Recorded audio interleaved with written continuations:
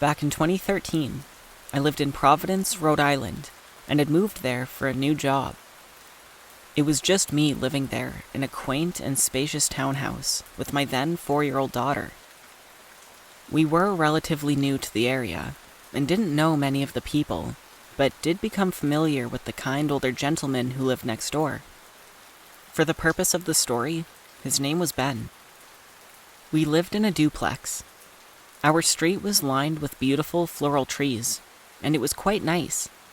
But Providence is weird in the conditions that the houses and little neighborhoods can vary drastically street by street. We were near a few rough neighborhoods, but I felt relatively safe in my new home. I remembered a few nights prior to the specific event, I saw a Facebook post with safety tips to put your car keys next to your bedside, so if anything ever happens, you can press the alarm and scare off the intruder. I've never been overly concerned about my safety, and rarely took advantage of any tips I saw on Facebook. So I'm not sure why or how I suddenly decided to heed this advice. I was reading a book in bed with my light on. I was on the second floor in my bedroom, and it was hours after putting my daughter to sleep. That was when I heard a loud sound outside. I peered out of the window to take a look and saw nothing. I had taken some melatonin that evening, turned off the light, and went to sleep. It was almost maybe half an hour later or so. That was when I suddenly woke up to what felt like almost an earthquake. The room shook, and I heard a loud thud. I was half awake. I sat up wondering if it was my imagination, or if I actually felt something, so I immediately ran to my daughter's room, thinking she might have fallen out of her bed, or injured herself or something. As I swung the door wide open, there she was, sleeping soundly and sweetly. I was so confused. I heard another loud bang, and had this eerie feeling that something was wrong, but I couldn't figure out what. I grabbed my car key fob and took it downstairs as I nervously inspected the first floor. I swore to myself that if I heard one more sound, I would press the alarm just in case, but I didn't. It was silent after that. I returned to bed and took a while to fall asleep, but soon shut my eyes. The next day went on, and like any other day, I noticed a friend of mine had repeatedly called me in the afternoon. I picked up my daughter from preschool and called the friend back. He asked me if I heard what happened. I told him I didn't. He said there were news outlets mobbing my street about an hour ago, and the news truck were even on my driveway. I sat there in silence, confused. 3 men broke into my neighbor's place last night, tied him up at gunpoint, and stole thousands of dollars worth of items, and took off with his car. I immediately fell to my knees and began sobbing. I heard it all happen. I almost pressed the button, but I didn't. I sobbed and felt completely unsafe.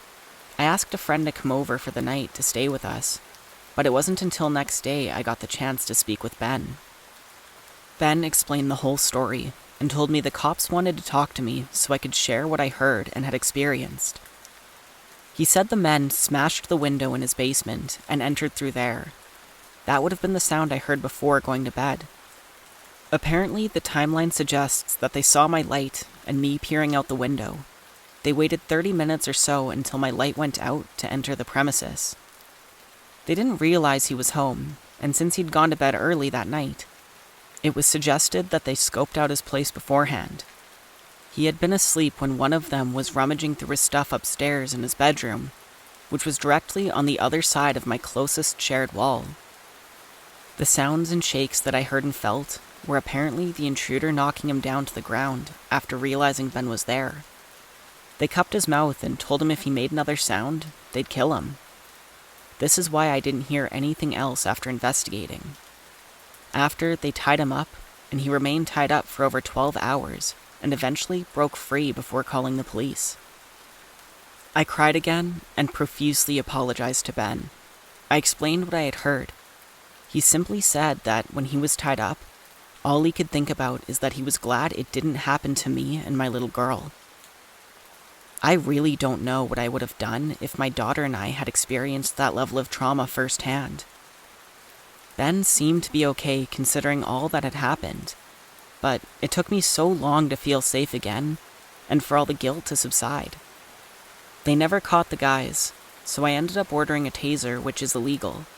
I also ordered some mace and considered for the first time in my life owning a gun, but I still decided against it. I have been fortunate to never experience anything close to that again, and certainly don't want to. I'm just glad Ben was ultimately okay, but next time I'll listen to my instinct. It's better to be safe than sorry.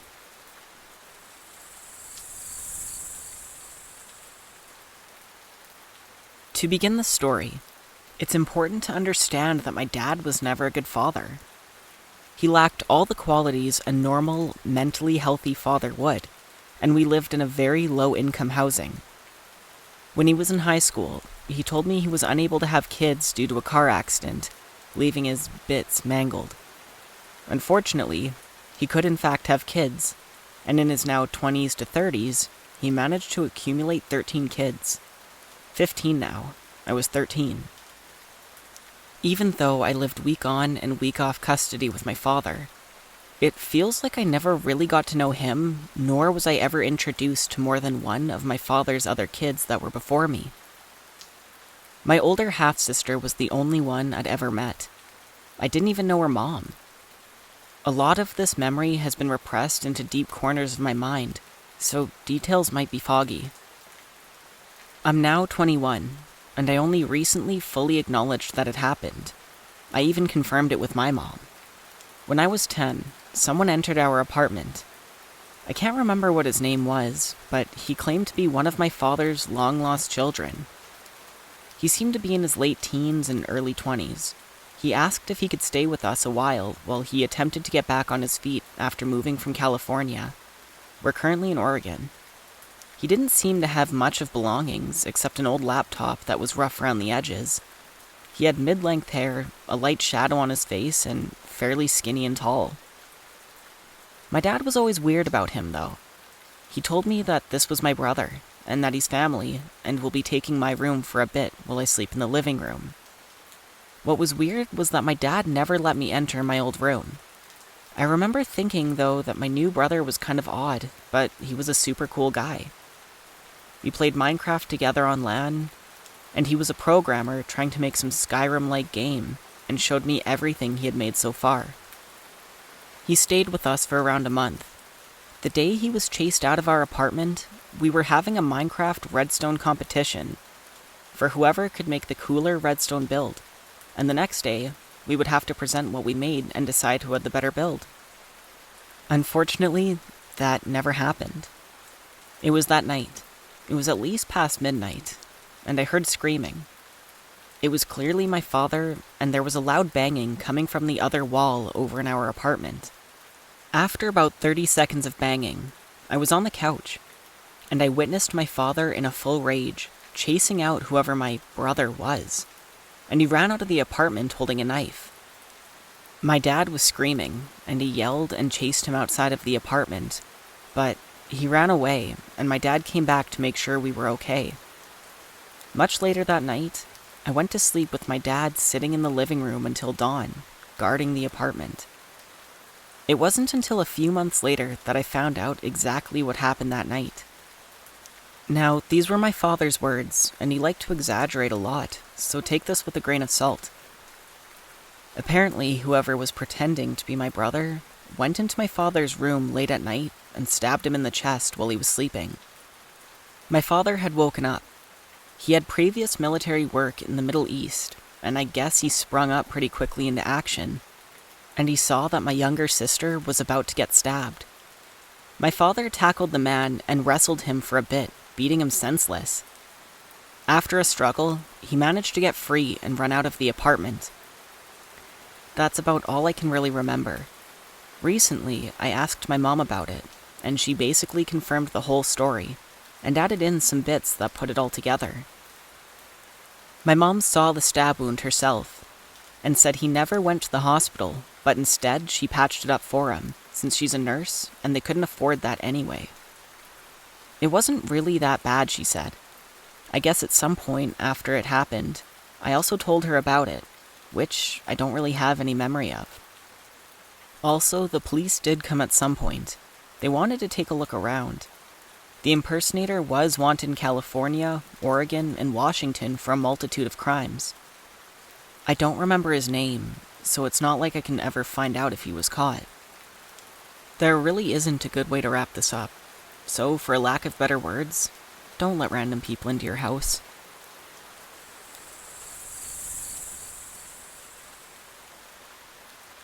A little backstory before we begin. I'm into LARPing. It stands for live action role-playing. And for those who don't know what it is, we basically spend the weekend in the woods dressed as medieval fantasy characters and interact with each other. I go to these events with my friend and my partner, and we meet some more friends when we're there. Before the event started, a guy we'll call Greg swung by my tent when I was setting up. My partner and my friend were setting up in the secondary tent up on a path, and they couldn't see me. There were 5 other people to my right. I'd never met the guy before, but as soon as he said hi, I had a bad feeling. He was around 5'10", obese, a neckbeard, and basically what would fit the description of an incel. He approaches me and asks me if I'm here alone. I told him no, and that I'm here with people, but I don't mention my partner or my friend directly. He asks me if I'm a gamer, to which I reply yes. From then on, he starts rambling on Ark Survival, which is a game I personally have over 3,000 hours on. He tells me blatantly wrong info, misnames the dinos, tells me stuff that's impossible to do in the game, even with mods. And every time I correct him, I can see he looks more and more annoyed. I end the conversation, saying I have to go back to setting up the tent, to which he leaves. Fast forward now to around 10 or 11. The event has now started, which means any mention of the real world, such as cars, TV, pop culture, and other things, is forbidden by a rule called decorum. We're playing a campfire game with my friends and my partner, and the guy comes and sits with us. He sits next to me, so I moved over, and he scoots closer. I move over, he scoots. Eventually, I get up and sit next to my friend. As we play the game, he keeps referring to the real world and to video games. So we tell him either to leave or to make an effort to speak properly, and he leaves. As we go down to the trail, I tell him I have to collect plants for my potions, so if he can excuse me, I'll be going back to the village to leave my bow and collect my basket. I am now walking fast. He follows me, grabs my arms and tells me, I could come with you. You, me, alone in the woods, looking for plants. That looks like the perfect scenario. I freak out and walk very fast down the trail to the village. My neighbors see me and look very concerned. They ask if I need help, and I tell them, in an honesty, which is code to take me seriously and that this is not part of the game. That the dude is being extra creepy and following me. They take their weapons, foam weapons, and tell him to F off before they carve him a new hole.